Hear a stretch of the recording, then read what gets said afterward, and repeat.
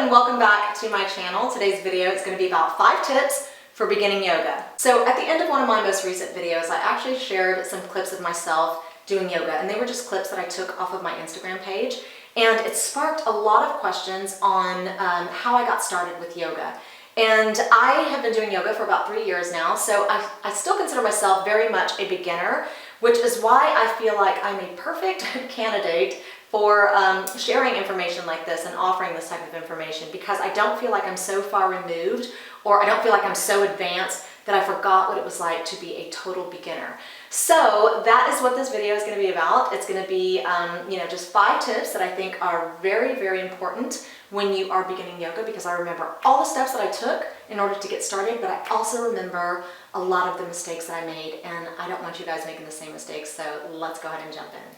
Okay, so step number 1 for beginning yoga, and this is exactly how I personally got started. I took advantage of the internet and I Googled the words beginner yoga poses, and then I clicked on images, and lo and behold, it offered all sorts of images and poses and stretches for me to choose from. And everybody kind of knows their own level of flexibility, and so that's how I decided which ones I was going to go with.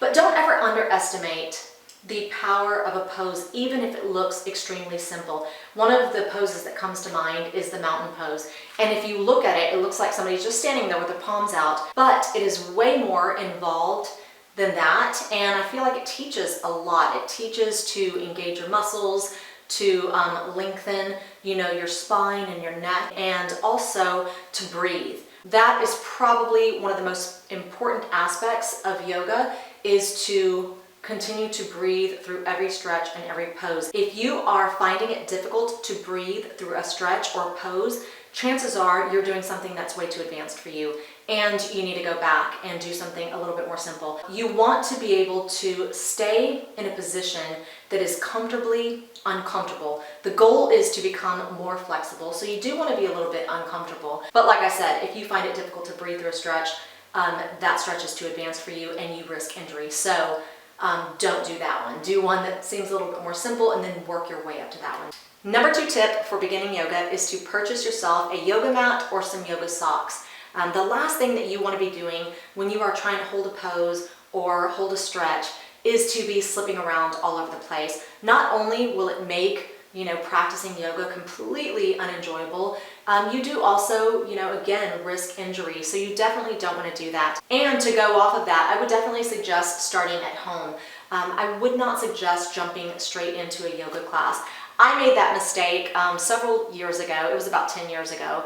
And then I stopped doing it for a while. But my stepsister and I, she's actually over 10 years younger than me. She and I decided to take a yoga Pilates class together. And I actually really liked it a lot, but I found that because I jumped into that class, and because a lot of the women in the class were quite a bit younger than I was, and my stepsister was quite a bit younger than I was, I felt like, I kind of had something to prove, this older girl in there, trying to be as flexible as everyone else.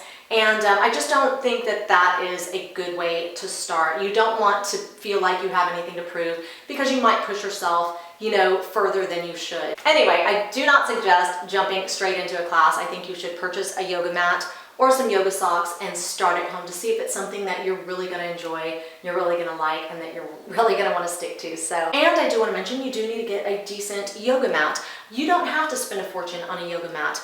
There are some yoga mats that are quite a bit thicker. I do not prefer those. I feel like they have too much give. I find it a little bit more difficult to balance.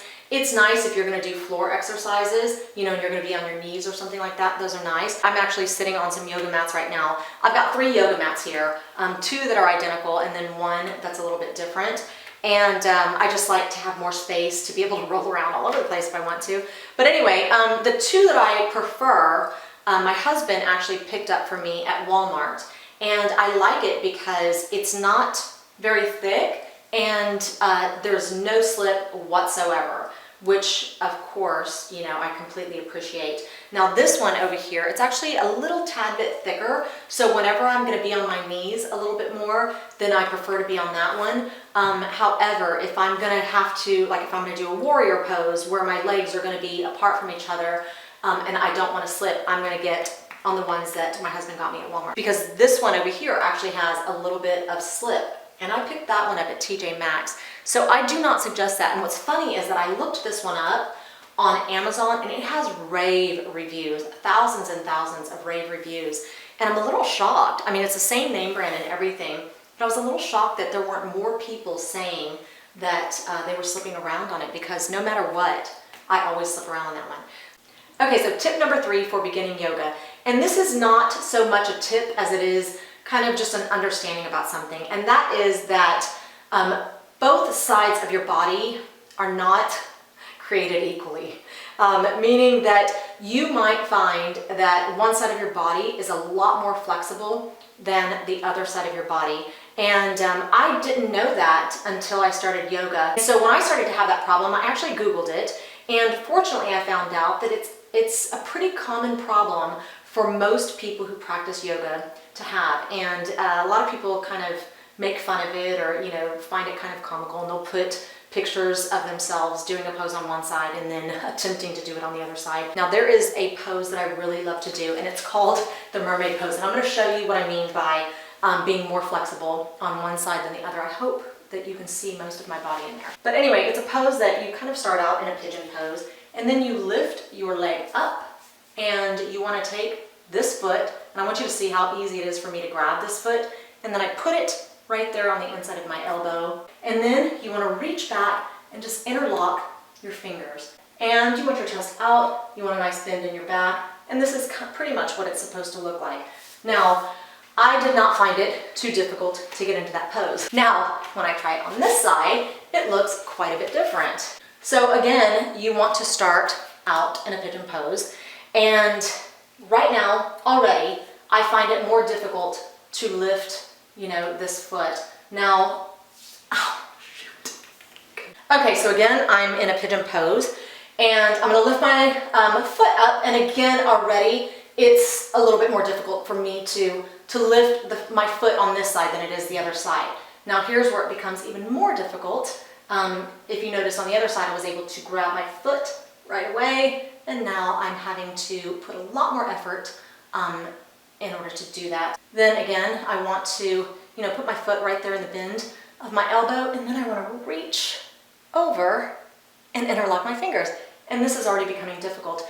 It's becoming difficult because I lose my form when I'm trying to interlock my fingers. You want your chest to be out. You want it to have a nice bend in your back, and I feel like there's just too much strain there. So in a situation like this, I would hold this pose for just as long as I need to. Sometimes I will hold something like this for 3 or 4 minutes. And like I said, you want it to be comfortably uncomfortable. You don't want to be uncomfortable, because then you could risk injury. So, and then I will slowly try to move my chest out, try to get that bend in my back where it needs to be so that I have the proper form.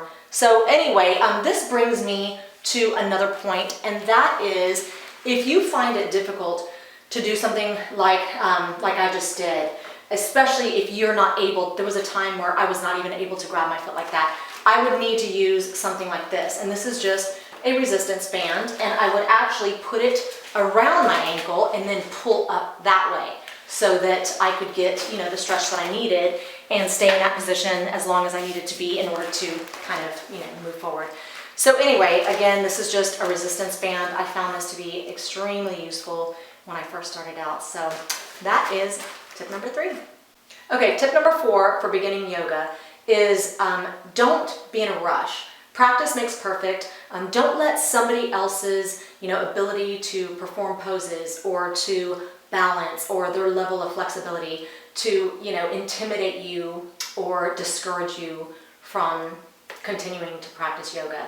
I know, you know, whenever I first started, one of the things that I did was I decided to hop on Instagram and just follow every single, you know, yogi out there. So my newsfeed was always yogis performing very, very advanced moves and poses and things that I knew that I could not do. And it can be a little bit discouraging, and it can make you go, golly, I'm never ever going to be able to do that. Especially if you're somebody like me who decided to start yoga, you know, in her 40s. Also, I have never had any type of gymnastics background. I was not a cheerleader, so I've never known how to do the splits. I still don't know how to do the splits. And so it can be a little bit intimidating. Now, I was gonna say, discourage you from doing that, but I wouldn't discourage you from doing that, because although it can be intimidating, it can also be incredibly motivating. I cannot even count how many times I would be laying in bed and I would be going through Instagram and I would see, certain poses or certain movements, and I would literally get out of bed and come in here and try to practice them. It was so motivating to me that I was like, I cannot wait till the morning to see if I can do that, to see if that's something that I can teach myself how to do. Now, one of the images that I saw that comes to mind is, I don't even really know what it's called, but it looks like a wave. And it's one of the little video clips that I put at the end of one of my most recent videos. It was me doing it, but at the time I didn't know how to do it. I just saw it and I thought to myself, that has got to be one of the most beautiful movements I have ever seen someone do, and I really wanted to learn how to do it. Now that I know how to do it, not only is it one of the most beautiful movements, it is incredibly invigorating. You literally use every muscle in your entire body to do, these movements, and I will do 20 at a time. And let me tell you that sometimes when I do those, especially if I do more than one set of 20 in a day, because one set of 20 is just enough, you will literally, like the next day, you may feel like you were just hit by a truck. And that is something that I do want to warn you against, because there have been times where I've done stuff that I should not have been doing. It was way too advanced for me, but I get competitive, or I just feel like, no, I'm totally ready for that, and when I'm not. And I have injured myself in a way where I feel like I might have pulled muscles or stretched muscles too far. And I remember once, it was just all in this area, and I literally thought, I was like, is there any way that I could have somehow broken a rib and not know it? That's how painful it was, and it takes a while to heal whenever you've stretched a muscle too far. So like I said, although looking at other people's pages where they do a lot of advanced yoga can be very motivating, it can also be a little bit dangerous, but don't let it discourage you, and if it does, then stay off those pages and go to somebody who's a complete beginner like you. So basically, tip number 4 is just don't be in a rush. It takes a long time, to stretch your body, especially, like I said, if you start, in your 40s like I did. I still, to this day, having practiced for 3 years, cannot do a complete forward fold to where my chest is basically, on my legs.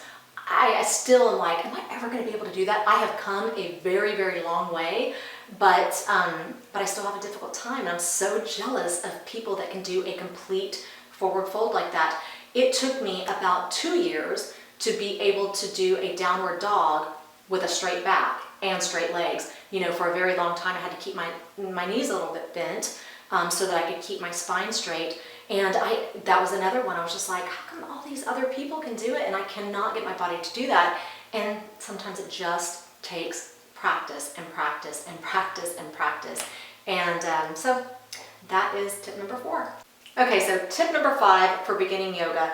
And before I share this tip, I do want to mention that none of these tips are more important than the other. I feel like they're all so equally important, and this one is especially important. And that is that whenever you are practicing yoga or practicing stretches, you should always make sure that you are using proper form. If you're not using proper form and you're doing certain stretches and poses regularly and repetitively, you could actually cause problems, and risk injury. For instance, whenever you do a forward fold, the goal is to hinge at the waist, keep your spine and your back really straight, and fold forward. If you can't do that, if you can't keep your back straight, then you should bend your knees, as much as you need to in order to keep your back straight and fold forward. If you are not doing that, and instead you are, touching your forehead to your knees, but your back is totally rounded and you're not hinged at the waist, then you could actually cause yourself a lot of back pain unnecessarily. You want to make sure that you have the proper form so that you're not causing injury to yourself, and so that you're going to reap the benefits of those particular stretches and poses. So in order to figure out what the proper form is, oftentimes I will just Google it. I'll say, what is the proper form of a warrior two pose? Or what is the proper form of a mermaid pose? What's the proper form of a cobra pose? And then it will lead you, or it'll give you a lot of sites to choose from. And I like ones that have instructions and pictures, obviously, and they will give you step-by-step instructions on what you need to be focusing on in order to make that pose proper form. Sometimes, like I said, with the mountain pose, they'll say engage, your thigh muscles to lift your knees. That's a very important step. Also engage your core muscles, lengthen your spine, lengthen your neck as you're standing there breathing through it. So you definitely want the proper form. Otherwise, some of the poses are going to be pointless, or, you're just going to, risk injury. Also, you don't want to embarrass yourself. I'm sure, because I know that I've made this mistake before. And, when I first started out, I would Google, certain poses, and rather than look up instructions for the proper form, I would just be like, oh, I can totally do that, and then I would get into that position, and I might take a picture of it, put it on Facebook, put it on Instagram. And although to a lot of people, they might think, wow, that looks great, you're so advanced. People who were actually advanced in yoga would look at it and be like, what is that? You look ridiculous, that's not proper form, and so you also risk, embarrassing yourself. So that concludes this video, and those are the 5 tips that I would offer anybody who wants to get started with yoga. Now, one of my upcoming videos is going to be just some of the poses and stretches that I personally started with. They're very, very basic, but I think it's very important to start with basic and then slowly, work your way up. So that's going to be an upcoming video if you're interested. Stay tuned for that. Thank you so much for watching. I really appreciate your time, and I will see you next week.